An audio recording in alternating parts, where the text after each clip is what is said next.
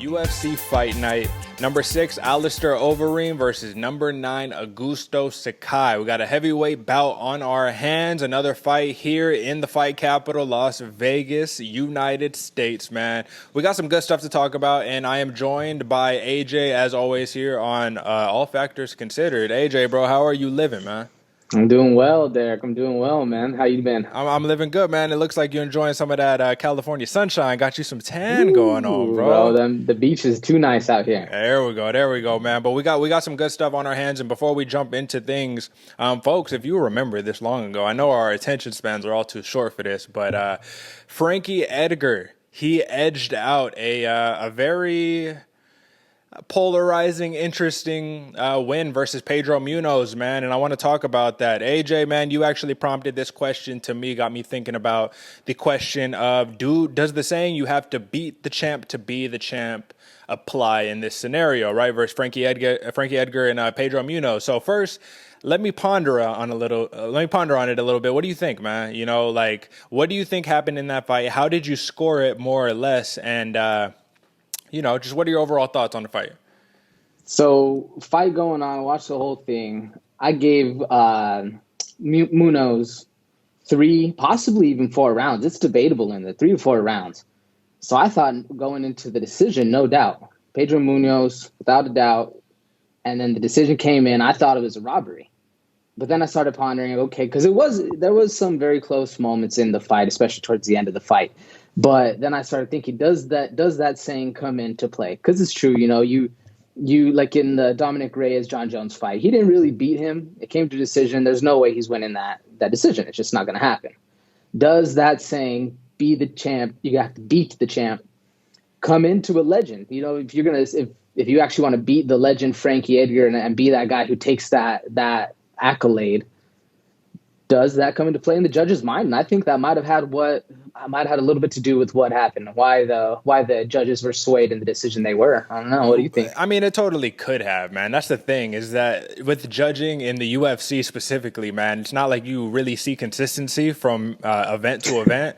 So, you have to take that into consideration. I'll say this, to be honest, man. Frankie Edgar, I don't think he won that fight. And I picked Frankie Edgar to win, but I thought the smart pick was Munhoz. And this is how I'm going to argue this, man. I had the fight four rounds to 1 for Pedro Munhoz. And the reason why is because I thought Frankie Edgar's boxing was very eloquent. Pop, pop, pop. We got, he's throwing like little Nate Diaz punches in comparison to Pedro Munhoz, really beating his leg up. And that's the one that I don't think people across the board count as like a heavy statistic, which is the leg kicks, man. The leg kicks. Pedro Munhoz landed so many leg kicks on Frankie Edgar. Pedro Munhoz was dropping bombs on Edgar. And if anybody would landed the harder shots, it was clearly Munhoz in the fight. But to answer the question, in my opinion, if this is Derek's world and I'm judging, you do have to beat the champ to be the champ. And if it's the legend, you have to beat the legend to earn the status of putting L on his belt. You know what I'm saying? Like, you have to earn your W. So when I look back, revisionist history, now it's been a couple weeks on it, I can take that into consideration and I can kind of compartmentalize and understand why Frankie Edgar won the fight. But like I said, man, rounds, I had it 4-1 Munhoz. I know a lot of other people picked Munhoz. I know Munhoz is actually very upset, and he was kind of contesting the loss after, saying that the majority of all the media sites had said that he had won the fight. So, at the end of the day, yes, Dominic Reyes, he had to do a little bit more if he wanted to take the belt. Pedro Munhoz, he had to do a little bit more if he wanted to notch that win. And I think it should continue to be that way, man, because I think to win a championship or to win a fight over a very respected fighter, you have to prove that you really exactly, and the close edged out wins. Although, at the end of the day, if you're a real hardcore fan, you know who the real winners and losers are, regardless of the record. But statistics are statistics, man. And when you lose, you lose. So that's just what it is, man. But it's interesting, and I'm glad that you posed that question, because I think we need to take that into consideration a little bit more when we're looking at these fights. It can't always just be, oh, he landed 2 more strikes, so he won. You know what I mean? He got that one late takedown. He won. I agree. Yeah, so dig, man. But, with that being said, we got a lot of good stuff to talk about for the card this weekend here, the September 5th card. And I want to jump straight into it with a couple of sleepers, man. We got some good sleepers here, and I'm just going to start off with this. Number 15th, Sajara, I believe it's Sajara Eubanks. Forgive me if I'm wrong on that. She's fighting Carol Hossa, unranked Carol Hossa, who I believe is just outside of the top 15. And the reason why I'm so hyped up about this match specifically is because it mirrors a match that we saw on the Frankie Edgar card, on the Pedro Munhoz card. And it was, I'm going to mispronounce the name because the way that I pronounced it was apparently wrong. It's Agapova. What is it? They pronounce it something crazy. I pronouncing it wrong. It's actually pronounced differently. But, forgive my mistake here. Agapova, she had fought Shannon Dobson, and everybody, man, everybody. She was the biggest undercard. Dobson was the biggest underdog on the card. And what happened, man? Agapova came out, gassed herself out in the first round, and Dobson easily dismantled her in the second round. So I'm excited for this fight because Sajara Eubanks she's being heavily picked to win this fight, and I think it's because of the ranking on her number. But her record is 5-4. Which is not very impressive whatsoever. She's fighting a very technical striker in Carol Hossa, 13-3. She has a very solid win in her last fight over Vanessa Mello, which will go to show that if you think you're going to outbox her, probably not the best idea. You could try to wrestle her. You're probably going to get beat up in the ground and pound. Sajara Eubanks, no wins by finish in the UFC, and this is going to be a striking matchup. Both got just about the same reach. And I'll say this is really the key that you need to take away from this. Sajara Eubanks hasn't landed over 100 significant strikes in any of her UFC fights, while Carol Hossa has, I think she's landed like about over 100 in all of her UFC fights, 100 and over of the significant strikes. She's a high-volume striker, and she's a BJJ brown belt, but she earned her first UFC takedown in her last fight. So check out this fight, man. It's going to be a very, very solid lady scrap, man. So what you got, AJ? Yeah, it's funny you say that, Derek. I have that exact same note about Carol Hossa. It's going to be a slugger. That is one exciting fight. You're right. But I'm also picking up my next sleeper for that exact same reason. It's going to be a slugfest, and it's Alexander. What's his name? Romanov versus Marcos Rogerio de Lima. And Romanov, kind of undiscovered, coming in, UFC debut. It says sumo style. So I thought it was going to be a big wrestler, big guy making just under the heavyweight limit. Thought he's going to come in, throw his body around. He does. He knows how to use his weight. But what surprised me is he's light on his feet and he throws heat. He is out there coming for your head. And same thing with Marcos Rogerio de Lima. I literally put in here that he is coming to eat your food. There you go. Like he is from the start. He is vicious, man, and he is the same thing. He's light on his feet. He's an ATT Brazilian who's just there, hungry, coming to eat. 12 KO finishes. 15 of his 17 wins are finishes. But I really like Romanov in this fight, and I was watching a whole lot of stuff. And the one thing that really got me, he reminded me of my buddy Matt. Now Matt, same thing, big dude, 6 foot plus. Probably, 220, big stocky guy, played like lineman or linebacker in football. And one day we were running, and I was smoking everybody. I'm pretty fast. I had everybody beat, and Matt's right there on me, like a step behind. I think, it's time to turn the jets on. So I turned the jets on, and so does he. He literally stayed in step, fast as hell. It's super impressive, and that's exactly. That's what you call taking souls right there. Apologies to interrupt, but that's what you call taking souls right there. It did it, man. It shook you a little. It shakes you a little when a big boy can move that fast. And this big boy can move that fast, and he is not afraid to swing for the fences. So it's going to be a slugfest. What you got in your next one, Derek? Well, first, man, let me just say I'm really excited about this fight. I have watched De Lima fight before, and, man, someone's head is coming off of their shoulders in this fight, but I will say Alexander Romanov is a scary, scary man. And I have a feeling, I have an inkling that Romanov is going to earn some new fans this Saturday. So, yeah, definitely watch out for that, man. But the next one that I got is Thiago Moises versus Jalen Turner. Now, I'm super duper hyped about about this fight because I've been watching a lot of Dana White's Contender series over the last couple of years, and Jalen Turner is truly a product of that. This dude is the example I give for Jalen Turner in another sport would be, or I guess it's not even another sport, John Jones. John Jones is a very freak athlete, and I'm not even talking about the athleticism. I'm talking about the length. Dude's arms are just abnormally long, right? It's like a Kevin Durant in the NBA where you don't have the same body physique as anybody else comparable, right? So Jalen Turner is so long, so lanky. He's going to hit you from the other side of the octagon. I mean, this dude has a 76-inch reach, which isn't, I mean, the biggest, but he's a 155er. You know what I'm saying? So that's pretty solid reach for a 155er. So Moises, man, this is the name of the game. Jalen Turner is going to pick you apart at range, might come in, try to do a little bit of clinch work, and might even try to go for a submission. But Thiago Moises, what's really impressive about him, first, he could take a beating. In his last fight versus Michael Johnson, Moises basically got picked apart the entire first round. The entirety of the first round. Michael Johnson put it on him, crisp boxing, something that I think Jalen Turner is probably going to mimic. But the second round, this is as soon as the round started, Moises shot for a double leg, grabbed Michael Johnson's ankle and got him in the ankle lock. And that was it. And that goes to show, I mean, Moises, 6 of his wins are by submission. 6 of his 13 wins are by submission. He has fought some pretty good competition, man. And Damir Ismagulov, I believe is how you pronounce his last name. That dude is a mean Russian wrestling striker. You know what I'm saying? Like he lost against him, and that was a true kind of test right there. So I don't know in terms of who's going to win this fight. I think this is really a toss-up, but I will say Jalen Turner, if he can keep this fight at range, he's probably going to knock Moises out. 8 of his 9 wins are by knockout. Dudes, he's fought Kalen Potter, Matt Frivola, Joshua Kulabau, now he lost to Frivola and he also lost to Vicente Luque. But I mean, look at who this dude is fighting.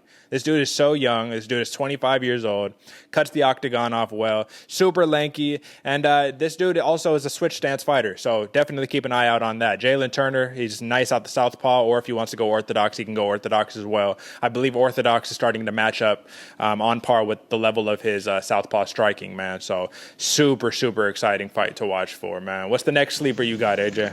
I just had another thing on this real quick too. I wanted to say, because you're right, in the 155 class, it's hard to fault anybody for their losses. Yeah. But with these two, their actual accolades and fight record, it's going to be pretty nice. And it's like you said, a pick 'em. Yeah. But watch out for Jalen Turner on those fast knees, man. That is impressive. His knees are savage. So I actually had wrote that down, man. One of the things that Turner loves to do is grab you in the clinch and bring his knee all the way up to the top of your head. Like, that's what I was talking about, where his body is just so much different than everybody else's. It allows him to do some things that are a little bit different. But, so what you got next? Well, what's the next sleeper on our hands here? Next up, sleeper for me, this is the headlining prelim fight, and it's Andre Muniz versus Bartosz Fabinski. Now, Fabinski, 6 foot, he doesn't have the reach advantage, but he still has a long reach, 15-3, and he's kind of a little more unknown. I was having trouble finding fights on him. I've never even heard of the guy before looking at him, but he's good in the wrestling and he's good in the judo clinch. Real good, experienced, and he really likes to pressure people down, march them down, and then go in and look for the takedown, finish the fights like that. In his last fight, which was actually pretty impressive, I thought about you, Derick, when I was watching this. He held the dentist, Darren Stewart. He held your boy down for the majority of the entire fight. Which is hard to do. It was impressive knowing who the dentist was. Yeah. Because if you didn't know, you're just like, all right, just kept some dude down. Yeah, whatever. But it was very impressive.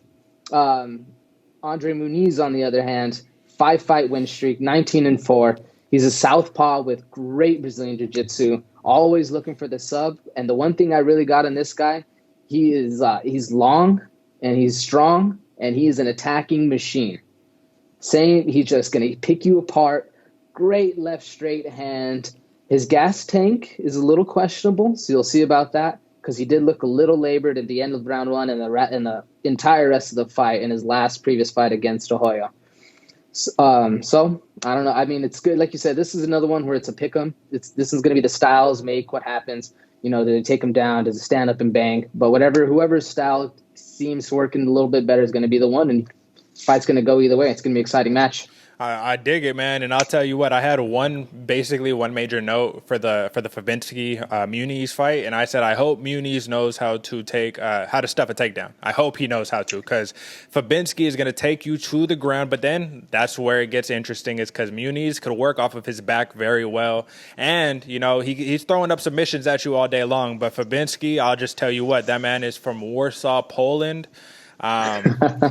Those are some scary people over there, man. Those people will keep you on the mat. So definitely something to watch out for. Now, this fight that I want to talk about, this is my last sleeper of the night, is controversial. I think it's slept on because this fighter is so controversial, and because he's either you love him or you hate him. So I'm talking about Michael Pereira. I apologize. I've only read the name. I never heard his first name, but Pereira is his last name. Now, this man fought your boy in his last fight. He fought your boy Diego Sanchez, pieced him up for 98% of the fight until he ended up landing an illegal knee while Diego Sanchez was on the ground.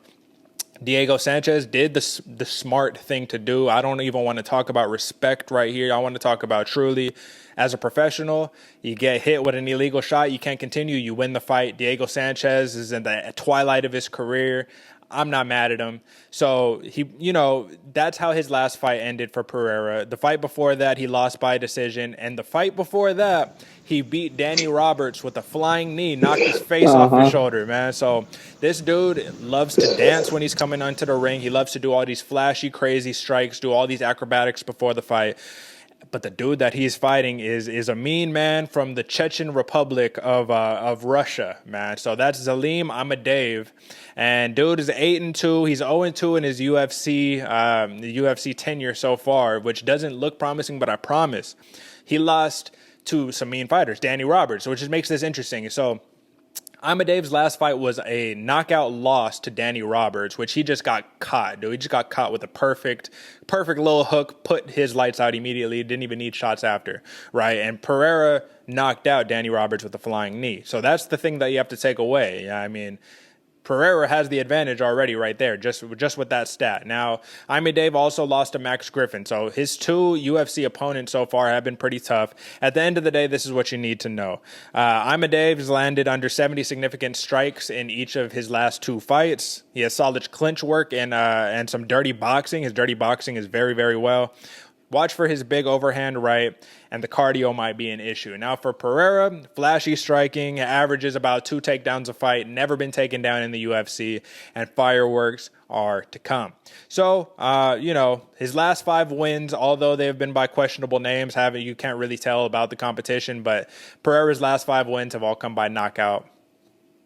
Amadev's last loss was by knockout. Someone's getting knocked out. That's all I want to talk about. That's all I want to hear. Somebody getting knocked out, and that's why you should watch this fight. So it's a main card bout, and it's closer towards the very, very top of the card. So definitely tune in for that. Now, AJ, what's the last sleeper you got today?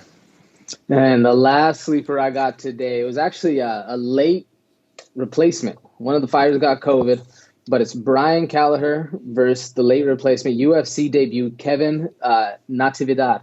I don't know if exactly saying it right, but you can't discount the heart of Kevin.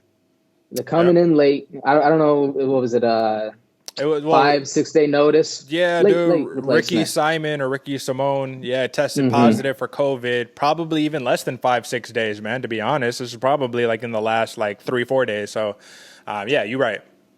So late replacement, he's not scared. That's the biggest thing I think about Kevin Natividad that I can take away is homeboy is not scared to come in, throw some heavy right hands. He grew up fighting in Hawaii, so he's down to scrap. He will wrestle and he has nice kicks, but he's down to scrap. That's the biggest thing about him, where I can get excited about this fight. Because Brian Kelleher, he's called Boom for a reason. Homeboy is coming in, looking for heads, swinging for the fences, and he can take a punch. So he likes the fire. He likes to be in there where the grid is, getting dirty boxing, just lighting people up. And with the background and heart of Kevin Natividad versus Brian Kelleher and what all he has, somebody's getting knocked out. That's just how it's going to be. And in Brian's last fight, he was against another taller opponent, which is going on right, or at least Kevin has the reach advantage. They're both the same size, but he has reach advantage.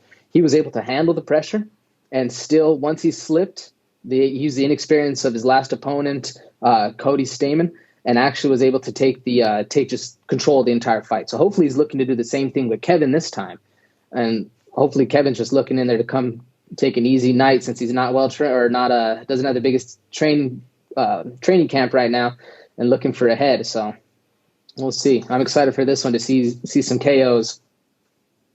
Dig, man, dig. So last thing that we got here, man, since that's all of our sleepers really, is to break down just our main event picks, man. So let's go over it. Hold on, let me just check something here, make sure I'm good. Okay, yeah, man. So let me start off, man. How about we go kind of let's go. You go and then I'll go. I'm sorry, I'm all over the place. You go and then I'll go. So first up, we got Ovin St. Preux against Alonzo Menfield. Or here. Let's start off from the beginning of the main card. My bad. You want to go all the way picks? I'm sorry, I misunderstood you. So Thiago Moises versus Jalen Turner. I got Jalen Turner taking it away in this one. I'm looking for that fast knee clinch knockout. Okay. Brian Kelleher versus Kevin Natividad. I'm going Brian Kelleher. Going with the boom. Same thing. KO. I'm thinking round one. Michael Pereira, I believe it's Michel Pereira versus Zalim Imadav. I'm going with the flashy Michel. He made very fast work of Diego Sanchez, and that hurts to say. I know it does, bro. But you know what I'm saying? Like, that goes to show Diego Sanchez is one of the toughest of them all, and to put it on him like that, it's just impressive. Very. Like I said, it hurts, brother. Sajara Eubanks versus Carol Hossa. I got Hossa. She's like you said, she's an underdog, but she can kick on kick on kick on kick, and I think she's gonna take it home. OSP versus Alonzo Menfield. I'm still going with my boy Menfield. I know I said I think the crazy power is gonna outlast the old wily veteran. But OSP, he's very good on the ground. He's tricky. You know, they're going to have to change the name eventually, especially gets it on Menfield today, the Von Flute choke. But he's just looking to drag him down, drag Menfield into deep water, and really test what this young kid's got. I say young kid, he's 32. Yeah, right. but he's coming up. He's coming up. Menfield's looking for the early finish. I'm going Menfield KO round 2. Now the big one, Alistair Overeem versus Augusto Sakai. Again, I got the young up-and-comer Sakai. I was just real impressed by what this kid's been doing. 11 KO wins, only lost to Czech Congo. Likes heavy strikes, but he's still learning how to actually piece people up and take his time. And I guess the biggest question is, can he do all that against the Reem, who, in my mind, is on paper outclasses him? She's not even Augusto Sakai's not even in the Reem's category on paper, except for one very key statistic, and that's Overeem's chin. Which is something that is, I mean, it's intangible, right? You can't really mark it down as statistics other than you talk about how many times he's been knocked out. So the chin is definitely something you have to talk about, man. You got anything else on this match, or? I mean, that's about it, to be honest. I think Alistair Overeem looks so good on paper, besides the chin. And can Augusto Sakai touch it? Yeah. That's about it. What you got, Derek? What your picks at? So my picks are pretty similar, man. I'm going to start with Moises versus Turner. I'm going Moises, and the reason why is because the resilience of him being able to ankle lock Michael Johnson after getting beat up for an entire first round is really telling to me. I really like Jalen Turner, but I think part of the problem is that his limbs are so long. It's going to be a little bit of an easier target for Moises to grab that ankle or something, you know? So next, Natividad versus Kelleher. I am going Kelleher, and the reason why is because dude's been fighting a lot recently. I think this is his second or third fight. Probably his third fight in the last couple months. So I really like the people who are very, very active and who aren't taking a fight on 3 days notice. So I'm going Kelleher.